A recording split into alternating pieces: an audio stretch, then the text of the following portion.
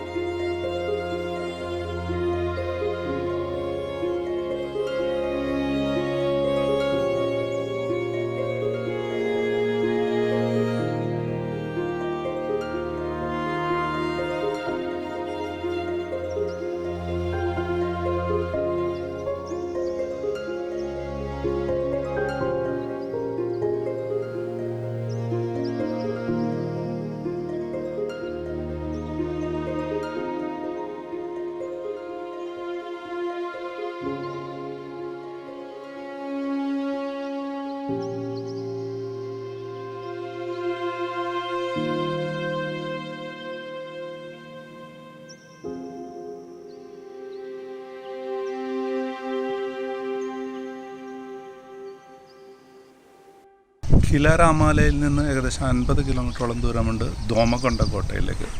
ഒരു ദിവസം കുറച്ചുകൂടി സമയം ബാക്കിയുള്ളതുകൊണ്ട് ഞങ്ങൾ ദോമകൊണ്ട കോട്ടയിലേക്ക് വന്നു. ഇപ്പോൾ അത് സ്വകാര്യ സംരക്ഷണയിലാണ്. അതുകൊണ്ട് ക്യാമറകൾക്കെല്ലാം കർശനമായ നിബന്ധനകളുണ്ട്. മൊബൈൽ ക്യാമറ മാത്രമേ അകത്ത് അനുവദിക്കൂ.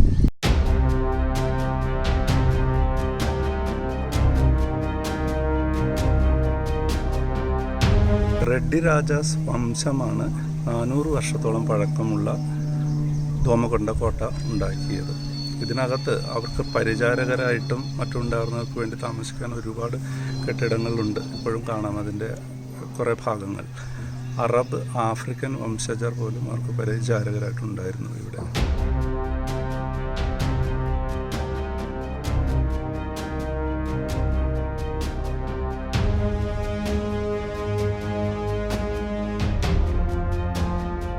കോട്ടയുടെ പ്രധാന കവാടത്തിലൂടെ അകത്തേക്ക് കടന്നാൽ ഉടനെ ഇടതുവശത്ത് കാണുന്നത് 2 കൊട്ടാര സമാനമായ കെട്ടിടങ്ങളാണ്. അതിന് ഉള്ളിലേക്കും കോട്ടയുടെ ചില ഭാഗങ്ങൾ കാണാം. പക്ഷേ അകത്തേക്ക് കടക്കാൻ അനുമതിയില്ല. അവിടെ നിന്ന് ചിത്രങ്ങൾ എടുക്കുന്നതിന് പോലും നിബന്ധനകളുണ്ട്.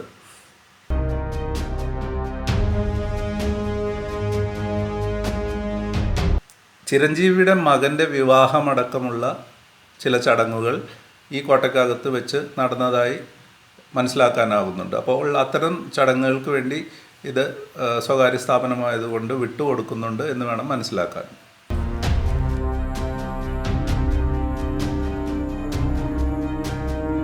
ദോമകൊണ്ട കോട്ടയ്ക്ക് 2 ചുറ്റുമതിലുകളാണുള്ളത്.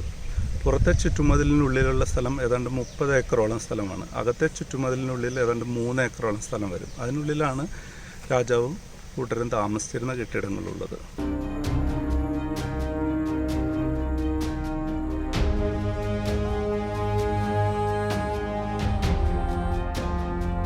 നൂറ് കൊല്ലം പഴക്കമുള്ള വെങ്കിട ഭവൻ, 200 വർഷം പഴക്കമുള്ള അത്താല ഭവൻ, അങ്ങനെ 2 പാലസുകളാണ് അകത്തെ ചുറ്റുമതിലിനുള്ളിലുള്ളത്.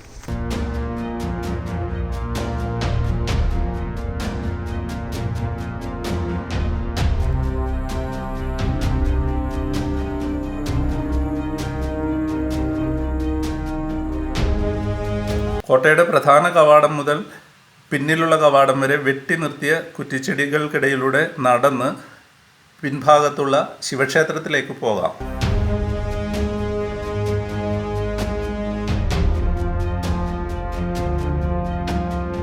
ദോമകൊണ്ട കോട്ടയ്ക്കുള്ളിൽ 2 പാലസുകളും ഒരു ശിവക്ഷേത്രവുമാണുള്ളത്.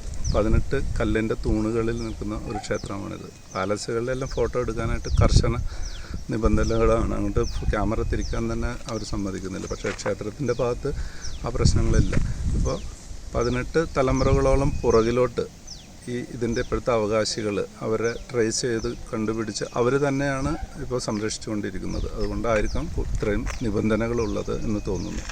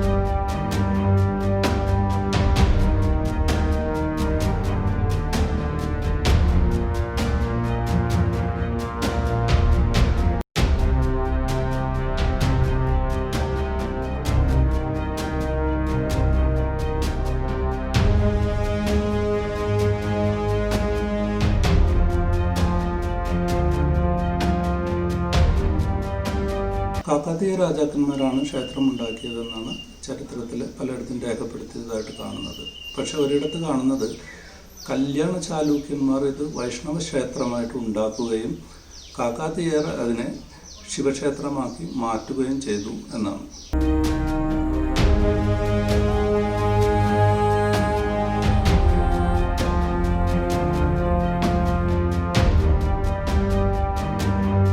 ദോമകണ്ഠ കോട്ടയുടെ ഇന്നത്തെ അവകാശികളാണ് ഈ ശിവക്ഷേത്രവും സംരക്ഷിക്കുന്നത്. ക്ഷേത്രം വെളിയിൽ നിന്നും നോക്കിയാൽ ശ്രദ്ധിക്കാൻ പറ്റുന്ന ഒരു കാര്യം, ഒരു വശത്തേക്ക് ചരിഞ്ഞുകൊണ്ടിരിക്കുകയാണ്.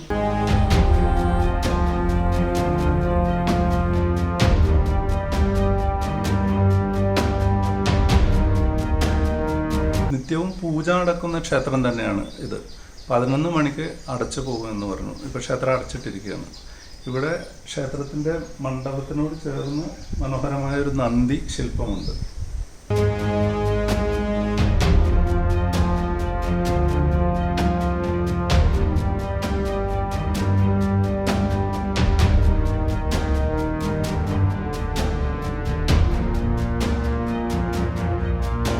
ഞങ്ങൾ ശിവക്ഷേത്രത്തിലെത്തിയതിന് പിന്നാലെ ബൈക്കിൽ ഒരു പോലീസ് ഉദ്യോഗസ്ഥനും അവിടെ എത്തി. അദ്ദേഹത്തോട് അന്വേഷിച്ചപ്പോൾ മനസ്സിലാക്കാനായത് സ്ഥിരമായി അവിടെ പോലീസ് സംരക്ഷണം ഉണ്ട് എന്നാണ്. അവിടെ ചില കയ്യേറ്റങ്ങളും മോഷണ ശ്രമങ്ങളും ഒക്കെ നടന്നിട്ടുണ്ട്. അതിനുശേഷമാണ് പോലീസ് സംരക്ഷണം ഏർപ്പാടാക്കിയിട്ടുള്ളത്. ക്ഷേത്രത്തിൽ നിന്ന് വെളിയിലേക്ക് ഇറങ്ങി പിന്നിലുള്ള കോട്ടവാതിൽ വരെ വെട്ടി നിർത്തിയ കുറ്റിച്ചെടികൾക്കിടയിലൂടെ വെറുതെ നടക്കാമെന്നല്ലാതെ പ്രത്യേകിച്ച് ചിത്രങ്ങളൊന്നും എടുക്കാൻ അവിടെയും സാധ്യമല്ല.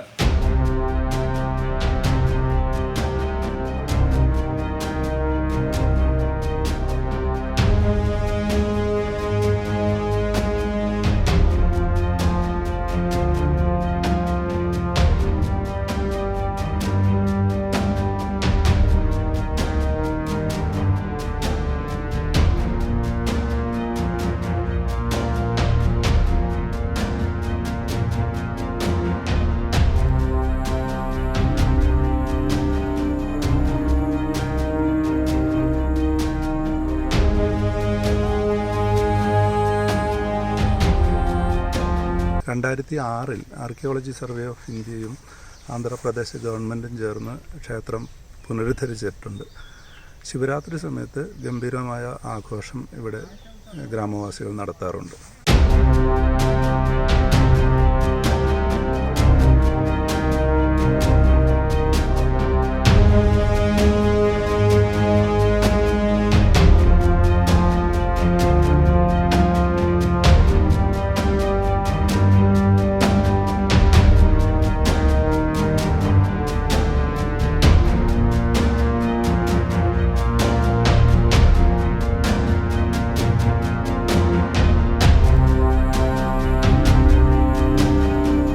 പ്രധാന കവാടത്തിലുള്ള വാച്ച്മാൻ പറഞ്ഞത് തോട്ടക്കാരും ഗാർഡുകളും അടക്കം 5-8 ജോലിക്കാരുണ്ട്.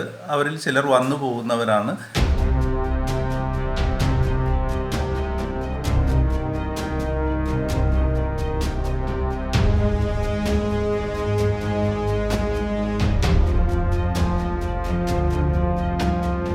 ഞങ്ങൾ കോട്ടയ്ക്ക് വെളിയിൽ കടന്ന് വാഹനത്തിൽ ഒരു ചുറ്റ് കറങ്ങിയ ശേഷം മനസ്സില്ലാ മനസ്സോടെ മടങ്ങാൻ തീരുമാനിച്ചു.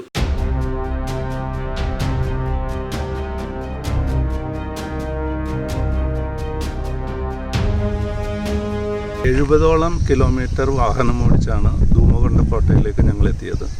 ഇതിനകത്ത് ചരിത്രം എഴുതി വച്ചിരിക്കുന്ന ബോർഡിൻ്റെ ചിത്രമെടുക്കുമ്പോൾ പോലും സെക്യൂരിറ്റി ഗാർഡ്സ് സമ്മതിക്കുന്നുണ്ടായിരുന്നില്ല. ദൂരെ നിന്ന് എടുത്താൽ മതി എന്നാണ് പറയുന്നത്. സത്യത്തിൽ നിരാശരായിട്ടാണ് ഞങ്ങൾ ഇവിടുന്ന് മടങ്ങുന്നത്.